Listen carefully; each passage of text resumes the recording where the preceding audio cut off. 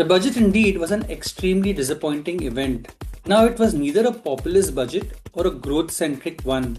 It seemed to focus more on the foundation and building the grassroots and termed itself as a futuristic budget as claimed by the honorary finance minister, driven towards instilling an AI culture, uplifting sports to the Khelo India initiative, as well as focusing on setting up of content creation labs and also the setup of the Design Institute in Eastern India.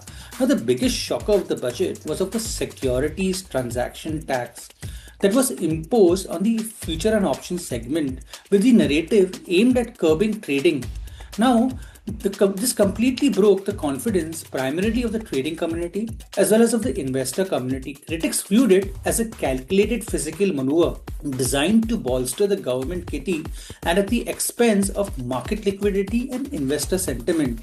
An increase in the security transaction tax from 0.025% to 0.05% in the future segment, and in the option segment, an increase was proposed from 0.1% and 0.0125% to 0.15%.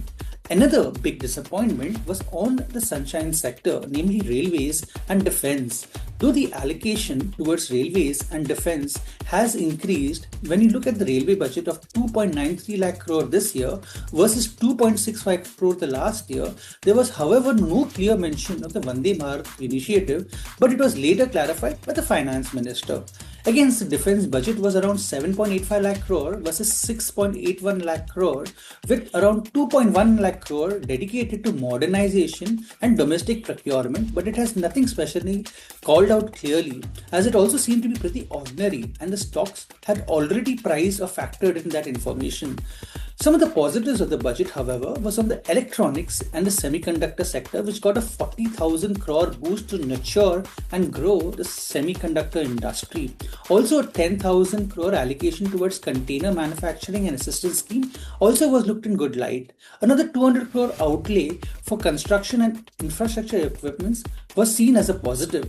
Some positive cheer to the biopharma sector, though through the Biopharma Shakti initiative with a 10,000 crore outlay on biopharmaceuticals or biomedications focusing on cancer, diabetes and autoimmune disorders was looked at in good sense. Exemptions for the green energy sector, particularly for lithium-ion battery, for capital goods and exemptions used in manufacturing of lithium-ion cells. Again, BCD exemptions for raw materials and the capital goods used in solar glass manufacturing was received. But however, this also failed to bring in cheer for the investors. The TCS of foreign travelers, there was some respite with some sanity as a government finally realizing that the foreign travel not being an income generating but a consumption expense. With this, the tax collected reduced from 5 to 2% and from 20 to 2% depending on your foreign travel package. Similarly, TCS for medical treatment and remittance abroad for educational purposes was also reduced from 5 to 2%. There was nothing in store for the middle class. No change in tax slabs or the long-term capital gain tax, which was actually being viewed at.